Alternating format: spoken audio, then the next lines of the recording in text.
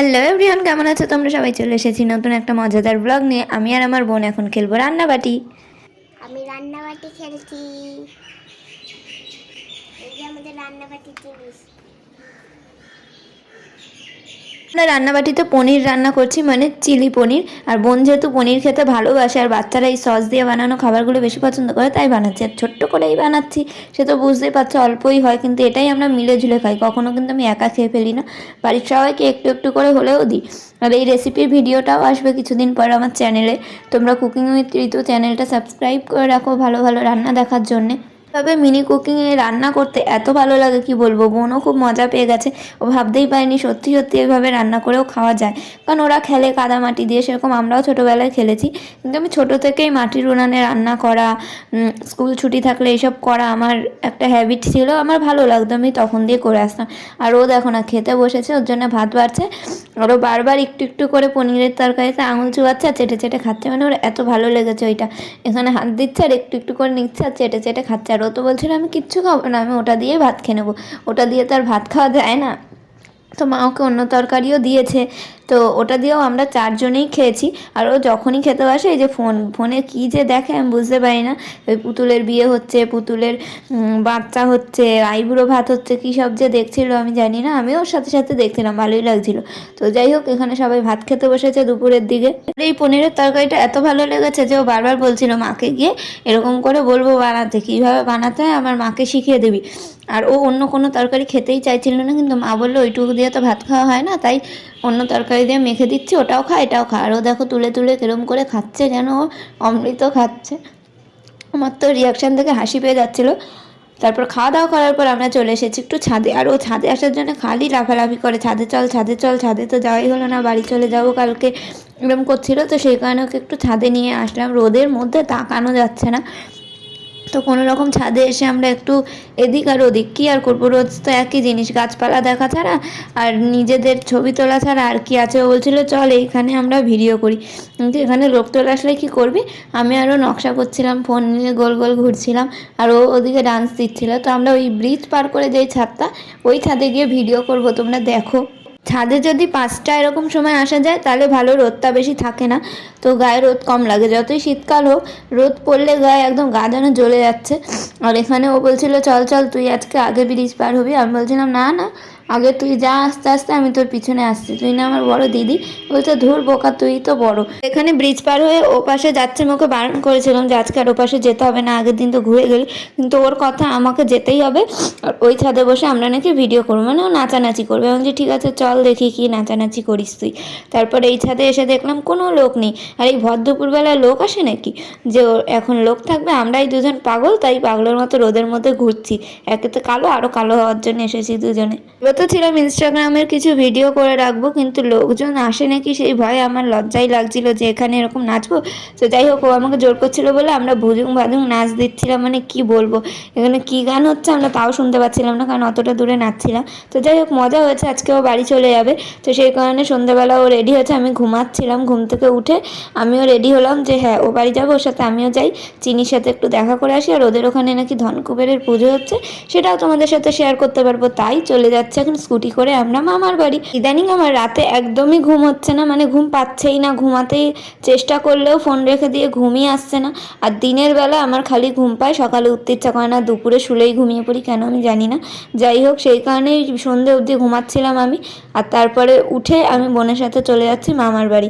আর এখানে আমরা তিনজনেই বাইকে বসেছি, ও সামনের দিকটা বসেছে মানে মিডিলে, আমি পিছনে। আর হেলমেট পরেছিলাম, হেলমেট পরতে আমার একদম ভালো লাগে না, কারণ আমি ঢুকতে চায় না হেলমেটটা মাথার ভিতর, আর ঢুকলে আর খটখট খটখট খটখট খালি নড়ে। আর এখানে দেখো কি সুন্দর বিয়ের জন্য লাইটিং করেছে, এখন যেহেতু বিয়ের সিজন, এখানে এই প্যান্ডেলটাতে একবার পুজোও হয়েছিল, কিন্তু এখানেই আর কি, এটা একটা ক্লাব মতো, এখানে আর কি এখন বিয়েও হবে, তার জন্য এত সুন্দর সাজিয়েছে। রাস্তাঘাটের গাড়ি ঘোড়া লাইটিং এইসব দেখতে দেখতে আমরা যাচ্ছি এখন মামার বাড়ি। আর এই দেখো আমরা তিনজন চেপে চুপে কোনো রকমে বসেছি, কারণ চেপে চুপে না, আমরা দুজন যা রোগা ভালোভাবে বসেছি, মা বসলে তখন চাপাচাপি করে বসি, কিন্তু আমার তেমন একটা জায়গা লাগে না। আর এখানে ও বউ টুপি মানে রুমাল টুপি পরেছে আর আমি পরেছি হেলমেট, মাঝখানে বসলে নাকি হেলমেট পরা লাগে না। তারপর চলে এসেছি দেখো মামার বাড়ি। আর এখন মামার বাড়ি আমরা ঢুকে পড়ছি, ঢুকে দেখা যাক আজকে কি কি মজা করতে পারি। আজকে যেহেতু বেশি লোকজন নেই এখানে, আমার তো মেন উদ্দেশ্য ছিল চিনিকে গিয়ে কোলে নেবো, একটু আদর করবো, যেহেতু চলে যাবে। আগের ভিডিওতেই তোমাদেরকে বলেছি ও চলে যাবে বলেই আমরা দেখা করতে এসেছিলাম, কিন্তু আজকে আবার সুযোগ পেয়ে গেলাম ওকে কোলে নেওয়ার। বেচারা ঘুমাচ্ছিল, তাও আমি ওকে কোলে নিয়ে বসেছিলাম আর তুম্বু ওদিক থেকে একটু ভিডিও করে দিচ্ছিল। আর তারপরে যখন হঠাৎ দেখি ও চোখ খুলে তাকিয়েছে, ড্যাব ড্যাব করে তাকাচ্ছে। আর এখন ও একটু বড় বড় দেখতে হয়েছে, আগের থেকে একটু বড় হয়েছে, বাচ্চারা তাড়াতাড়ি বড় হয়ে যায় না। ফোন ধরাতেও ড্যাব ড্যাব করে তাকিয়েছে, ওটা কিন্তু ভিডিও ছিল, ছবি নয়।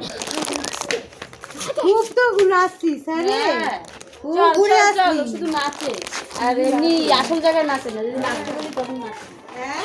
তোমরা আমার আগের ভিডিওতে দেখেছো যে বোন কি সুন্দর সিঁড়িতে দাঁড়িয়ে নাচছিল। তারপরে আমি ফেসবুক ইনস্টাতেও একটা ভিডিও ছেড়েছি, যেটা আমি আরও একসঙ্গে ডান্স করছিলাম। সেই কারণেই ওকে এই কথাগুলো বলছিল যে যখন নাচতে বলি নাচিস না, খুব তো হুঁশিয়ারি গিয়ে নাচলি। এখানে মামি ছোট মামি, ছোট মামা, ছোট বোন, তুম্বো, আমি, আমরা 5 জনে মিলেই বেরিয়ে পড়েছি ধনকুবেরের পুজো দেখতে। মানে সবাই মিলেই যাচ্ছে ধনকুবেরের পুজো দেখতে। আমি তো কোনোদিনও শুনিনি যে কুবেরের পুজো এরকম পাড়ায় প্যান্ডেল করে হয়। আমি কার্টুনে দেখেছি ধনকুবের বা কুবের যে দেবতা হয় তার অনেক টাকা পয়সা, তাই হয়তো তাকে পুজো করা হয়, আমি সঠিক জানি না। এখানে আমি শুনছিলাম যে তাকে পুজো করার একটাই কারণ, যে যাতে সবার পরিবারে ধন দৌলত কুবেরের ধনের মতো সবসময় বজায় থাকে, এই কারণে। আর দেখো কি সুন্দর লাইটিং হয়েছে চারিদিকে, দুর্গা পুজোর মতো। বাঙালিদের 12 মাসে 13 পার্বণ কি আর সাধে বলে, এরা যখন তখন যে কোনো অনুষ্ঠানেই নিজেদেরকে মাতিয়ে তুলতে পারে আর আনন্দ করতে পারে। এখানে আমরা যখন গেছি তখনও অঞ্জলি হচ্ছিল, পুজো হচ্ছিল, খুবই ভালো লাগছিল। আর নতুন একটা ঠাকুর দেখতে পেলাম। তোমাদের কারোর ওখানেও যদি এই পুজোটা হয় কমেন্ট করে জানিও, আর এই পুজোটা কেন করা হয় সেটা জানলেও আমাকে কমেন্ট করে জানিও। আর এই যে আমরা পুজো দেখতে যাচ্ছি, এখানে কিন্তু বেশ ভালো লোকজন ছিল, আর প্যান্ডেলটা ছোট্টখাট্টোর মধ্যে বেশ সুন্দর করেছিল। আর এই ঠাকুর যেহেতু আমি কার্টুনে ছাড়া কখনো দেখিনি, তো দেখার জন্য একটা মন এক হচ্ছিল যে কিরম হবে ঠাকুরটা, কিরম পুজো করছে। সবাই বলছিল এই প্রথম তারা দেখছে, ওদের এখানে নাকি 2-1 বছর ধরে হচ্ছে এই পুজোটা, আরও আগে থেকেই হয়তো হয়, আমি জানি না, আমি এই ফার্স্ট টাইম দেখতে এলাম। এখানে ব্রাহ্মণ চরণামৃত দিচ্ছিল, সেই কারণে সবাই হাত পেতে পেতে নিচ্ছিল। এখানে আমরা দূরে দাঁড়িয়ে দাঁড়িয়ে চিপস খেতে খেতে ঠাকুর দেখছিলাম। আর এত ধোয়া দিয়েছিল ওখানে যে ঠাকুরের মুখটা পুরো ঘোলা হয়ে গেছে। আমি চেষ্টা করছি সামনে গিয়ে তোমাদেরকে দেখানোর, এই সাইড দিয়ে একটু দেখানোর চেষ্টা করলাম, কারণ এখানে সামনে প্রচুর ভিড় ছিল, অনেক লোক ছিল, অনেক কাকিমা জেঠিমারা এসেছিল। আর এখানে দেখলাম আরও লোকেরা অঞ্জলি দেওয়ার জন্য লাইন দিয়েছে, বসে আছে তারা। আর সবাই পুজো দিতে এসেছে নিজেদের একটা করে মাটির ঘটে পয়সা ভরে, সেটা ঠাকুরের সামনে নাম লিখে লিখে জমা দিয়েছে, তাই তো শুনলাম। আর এখানে ঠাকুরের মানে জল ছিটাচ্ছিল, চরণামৃত দিচ্ছিল, তাই আমরাও সামনে দাঁড়িয়েছিলাম। তারপর হঠাৎ করেই আমি দেখতে পেয়ে, মানে আমি না, আমার বোন তুম্বো দেখতে পেয়ে আমাকে বলে যে দেখ ঠাকুরের পাশে না মদের বোতল দিয়েছে। আমি তো হঠাৎ করে বললাম আমি তো জানি কালী পুজোয় মদের বোতল। তারপর মামি বললো যেহেতু এই ঠাকুরটা ছেলে ঠাকুর সেই কারণে হয়তো দিয়েছে, এবার আমরা তো জানি না। তারপর আমি আর তুম্বো একটুখানি ফেবিকুইক কিনতে একটা দোকানে যাচ্ছিলাম ওদের ওদিকেই, তো দেখতে পেলাম রাস্তায় কি সুন্দর বাটি করে করে সব কুকুরগুলোকে খেতে দিয়েছে।